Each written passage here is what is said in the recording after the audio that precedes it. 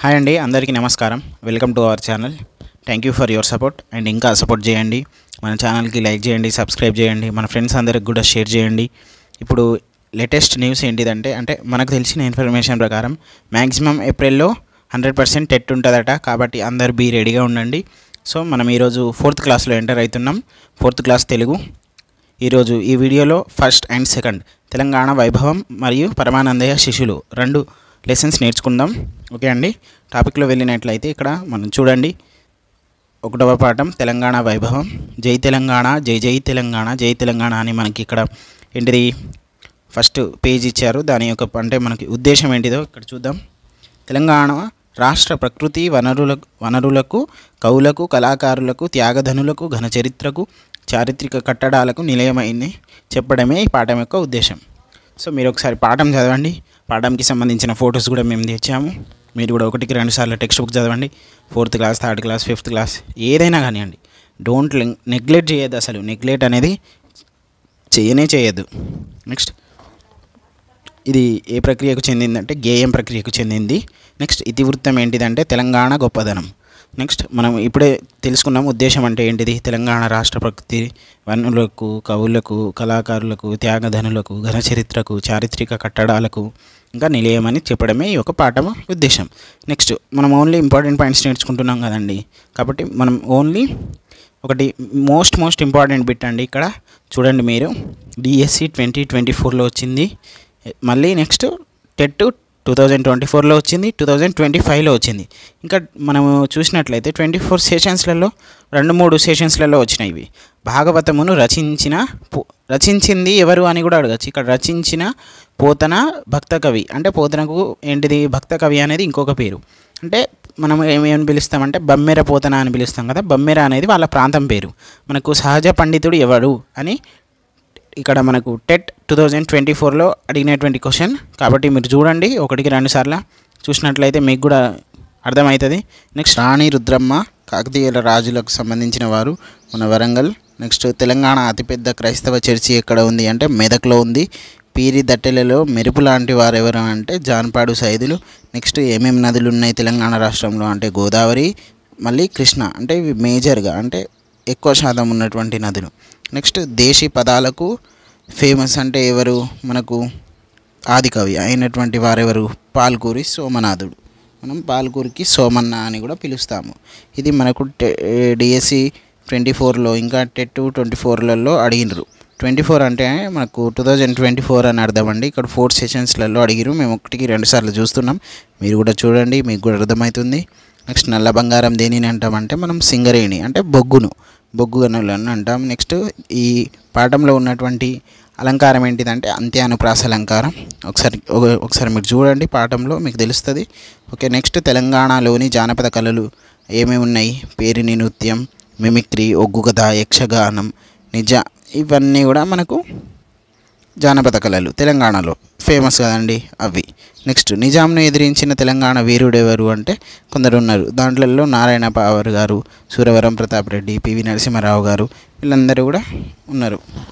మనం ఇప్పుడే చూసాం కదండి తెలంగాణ రాష్ట్ర ఆదికవి ఎవరు అంటే మనకు పాల్కూరికి ఇది చాలా ఇంపార్టెంట్ అన్నా కదండి.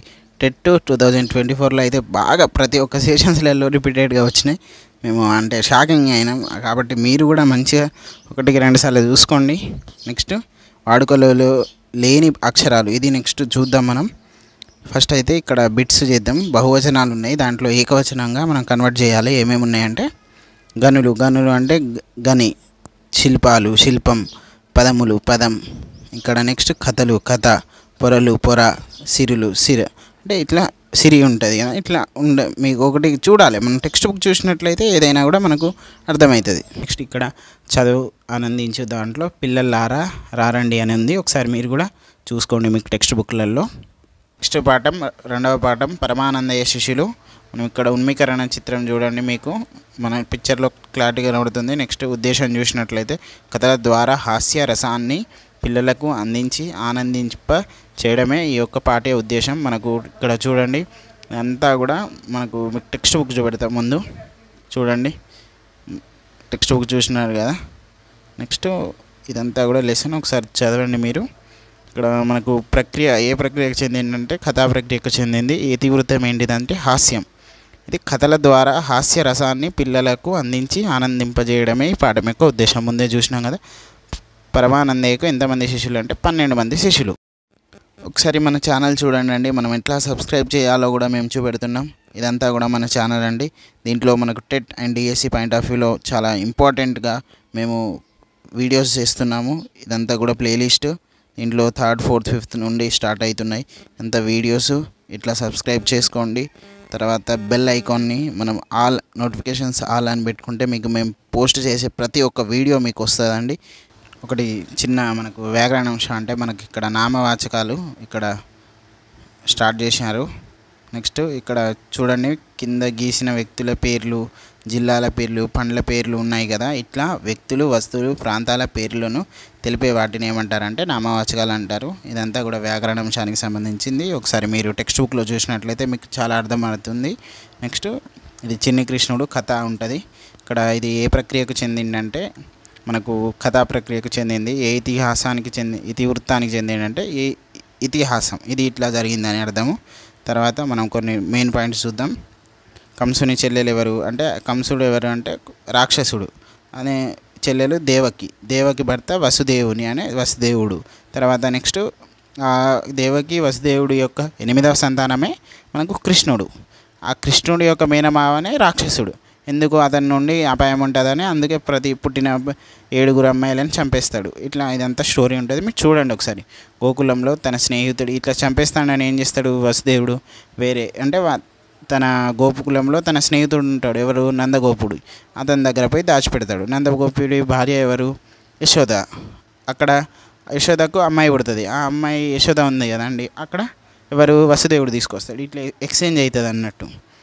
అలా వైకుంఠపురం సినిమా ఉంటుంది కదా, సేమ్ అట్లనే ఉంటుంది. నెక్స్ట్ నందగోపుడి ఇంటి వద్దే వసుదేవుని 2వ భార్య అయినటువంటి రోహిణి ఉంటుంది. ఈ రోహిణి కొడుకు ఎవరు, బలరాముడు. ఇక్కడ పూతన అనేటువంటి రాక్షసి ఉంటుంది. నెక్స్ట్ కాకాసురుడు అంటే కాకి రూపంలో వస్తాడు. ఇదంతా కూడా స్టోరీ ఉంటుందండి. థ్యాంక్ యూ అండి. సబ్స్క్రైబ్ చేయండి, లైక్ చేయండి, మన వాళ్ళందరికీ షేర్ చేయండి. మీకు నచ్చితేనే మాకు ఒక లైక్ చేయండి. లైక్ చేస్తే ఏమవుతుందంటే మాకు ఎంకరేజ్మెంట్ వస్తుంది. మేము కూడా డిఎస్సి ఆస్పిరెంట్సే కదండి. ఇప్పుడు వచ్చేటువంటి డిఎస్సిలో అందరికీ ఉద్యోగం రావాలని కోరుకుంటున్నాం. టెట్లలో కూడా మంచిగా 120+ రావాలి అందరూ. ఆల్ ద బెస్ట్ అండి.